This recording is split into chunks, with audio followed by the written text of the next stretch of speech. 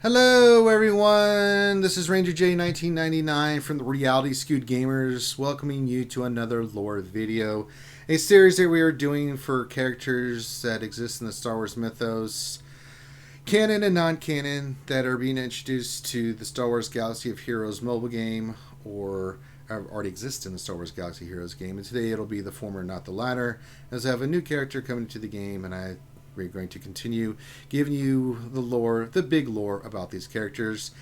And sometimes these characters are canon, sometimes they're legend, sometimes they're both. I will let you know what aspect of the character I'm going to be covering, and for this one, it'll be mainly canon. There is plenty of legend stuff. If there's anything big on the list stuff, which there sometimes is, I'll bring it up. But for this character, it'll mainly be the canon information as I researched it and found it, and from memory and things of that nature. And just a couple quick notes. We do these videos for people that have no idea about these characters and are interested in just getting the main points. So maybe what's their appetite and they want to learn more. And I encourage people to go find out more about these characters. Also, these are more of a podcast. There's not going to be a lot of imagery. It's just about me just talking about the characters so you get a sense about them. For any images we do use, if you are the content creator and have any issues with us using that, just reach out to us and we'll take corrective action if that is the case. And last but not least, I love constructive feedback, criticism. If I make a mistake, let me know. If there's things you like, things you don't like, sure, put that in there. Just don't go the opposite way of constructive criticism, because if you do, I'll just delete the message and ignore you because I have better things to do with my time. With that being said, let's get into the character. And the character that we will be introducing today, if you haven't figured out by the image, is of course that of Wat Tambor. And he will be coming to the game of Star Wars Galaxy of Heroes soon, and let's talk about him. So, who was Wat Tambor? Well, let's kind of describe him first, where he's from, that kind of thing. Wat Tambor is a male Skakoan, and he was from the planet of Skako, and he's mainly known for as being the leader of the Techno Union during the Clone Wars. He stood roughly about 6 feet tall. I think when I looked at it, it was 1.98 meters. It was his height. So it gives you a rough idea of how tall he was. He had green skin and black eyes. Of course, Kakoa, I guess you could say the Kaskoans were amphibious. And because of this and because of the environment that they came from, you notice that one of his main looks is that he has a suit on.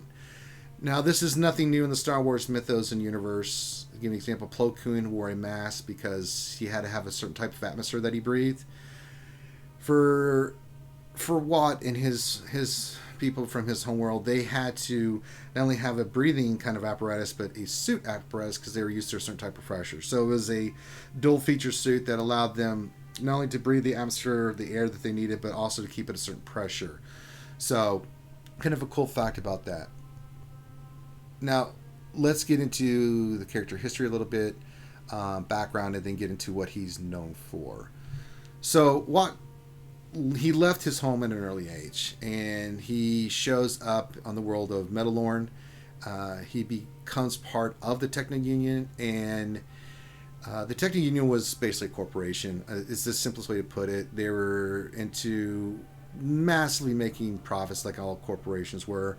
And they're mainly new technologies for war. I mean, they were into arms. They're arms dealers. And he eventually rose through the ranks to become an executive of the arms manufacturing division of the Techno Union. Now, that's a little bit of his background. There's nothing more there. There's some stuff in legend. Again, this is just mainly the canon points. Now, after the Battle of Naboo, during the last years of the Galactic Republic, Tambor, if you've seen Attack of the Clones, the movie, this is where he first makes his appearance. You see they pledge the support to Count Dooku. He's so the Techno Union will sign your treaty, all that kind of stuff. You've seen that in the movie. And I'm not going to talk about the Battle of Geonosis. You can go watch the movie and see what happens. But he pledges his support. Battle of Geonosis happens. They all escape, and then the Clone Wars begin. The interesting thing that I did find out through my research and things was that although the Techno Union supported the Separatists, they were still neutral. They acted neutral as the company, as the body, and they even had representation in the Senate. So they're kind of playing both sides here a little bit. Again, they're a corporation; they're just about making money. However, Tambor himself, Mr. Wat Tambor, decided that he was going to take an early. He was very involved in the separatist movement, along with the other people in the separatists, whether it was Newt Gunray, the leader of the Trade Federation, and others. But he took an active role. And the first major event that he gets involved with is the Battle of Ryloth. Now, Ryloth, if you don't know, is the homeworld of the Twi'leks, and after they took it over, he was installed by Count Dooku to be basically the overseer, and him, along with his droid, and I'm trying to remember, I wrote it down, I'm looking for the droid of who that was. I had it here. When you have your notes and you just TA-175, and they kind of ruled the planet. And they were awful. I can't put it any other way. A blockade was put around the planet, and it was just about what they needed, and the Twi'leks suffered and starved as a result of the occupation. Now, the Republic wasn't going to stand by, and they immediately took action. I'm not going to get into all the specifics, but Anakin Skywalker and an admiral went there first, and then followed up by reinforcements from Obi-Wan and Mace Windu, basically lead an assault with the main assault and reinforcements to try to free Ryloth from Separatist occupation. And this will tell you what kind of scumbag Wat was. They had the tactic of using Twi'leks as human shields, and they would put them in places the first off was to prevent heavy attacks, bombardments, things of that nature from the Republic. So see what kind of scumbag he was. And it's going to be pretty obvious that he just wasn't a good guy. There's no way to put it. So he did that, and they constantly did that throughout the fight for Ryloth. It got to the point, and he was very arrogant, and he thought he could win. It became apparent that the Republic forces under Mace, along with Anakin, Kenobi, they were winning the battles and stuff, but he still thought he could win. But when it came very apparent that he was going to lose, then Dooku kind of told him that he needed to do a scorched earth policy. Take all the resources you can, escape with what you can get away with, as much loot as you can get, and leave the planet devastated, as kind of a reminder, a warning to all other planets that if you're going to let the Republic come in, there will be consequences for that. So basically, in a nutshell, he does this. He tries to escape.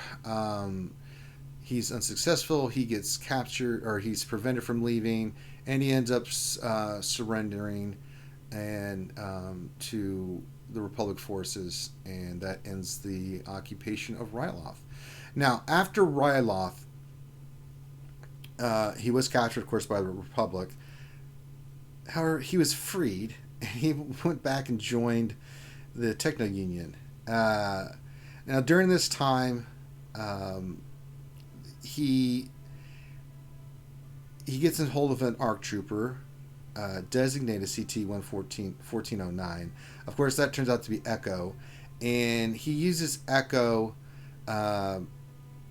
to feed information to the Separatist admiral at the time, who was Trench, about basically the Republic's tactics, their battle plans of the invasion of the planet Annexus, Anaxes, and I may be saying that wrong, but I apologize.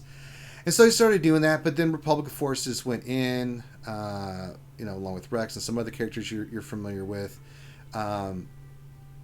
So they free Echo. Of course, when this happened, they were using this information to defeat the Republic, and so they sent this strike team. And once they found out what was going on, to free him. So after Echo's freed from captivity, they rescue him. Right? He doesn't tell this to Trench. So, and the reason why is because he didn't want to hurt the Techno Union's profits. I mean, he wasn't even out for his own comrades, and this basically led to the war efforts on Nexus going to the crapper. So yeah, not a good dude. And and this led to the Republic scoring a victory on Annex. And this also led to them able to get the resources that Annexus provided and stuff. So, yeah, not a good dude.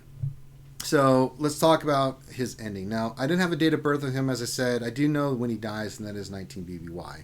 And this all takes place after the Battle of Coruscant, and you can see all this in Revenge of the Sith. This is where we get to the Revenge of the Sith.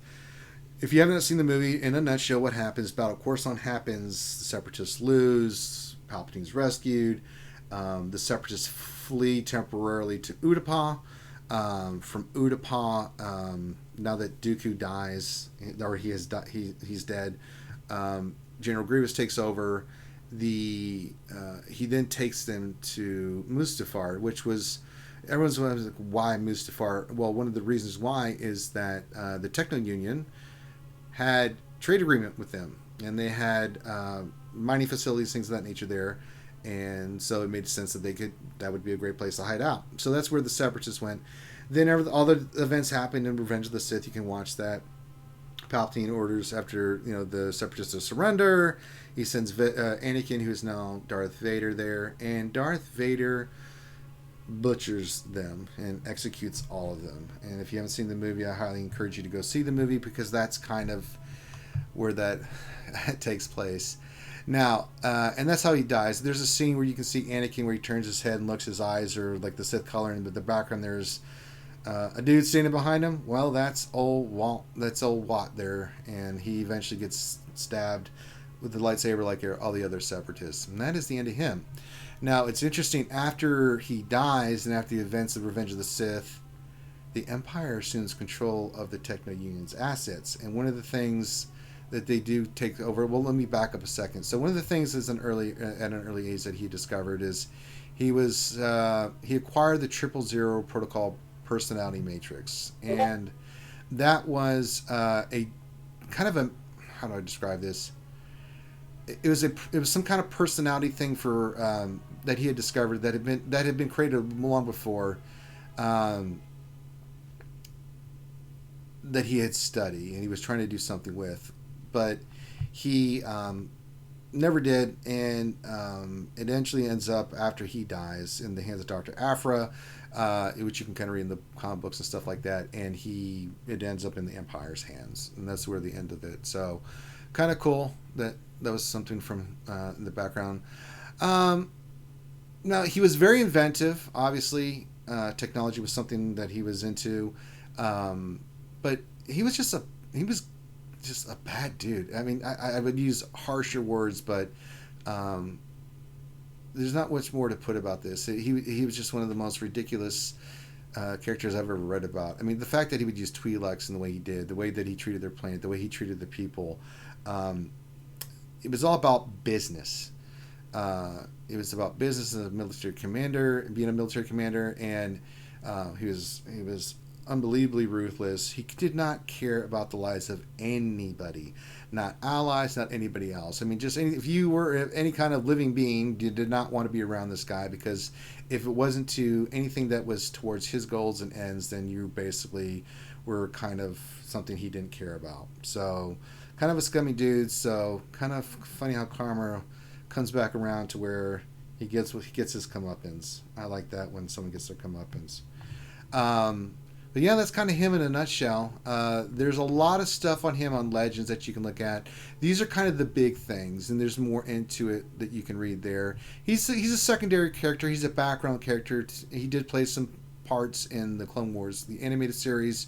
He's seen briefly in both movies. So he does have his role that he plays. And as I said, there's a ton of stuff in Legends. And if you would like to learn more, I encourage you to go check out any lore you can find for Legends or for canon that you want, and read about it, just like with any of these characters. And then you can learn more about any of the stuff that I mentioned here. With that, as I said, leave comments, subscribe. If you have something you'd like about this, something that you don't like, let me know. But we'll continue this series, and so I hope you enjoyed this. If you do, let me know. But this is Wat Tambor. So thanks, guys, again for checking out this series. And with that, we'll end this one, and I hope to see you on the next one. Take care.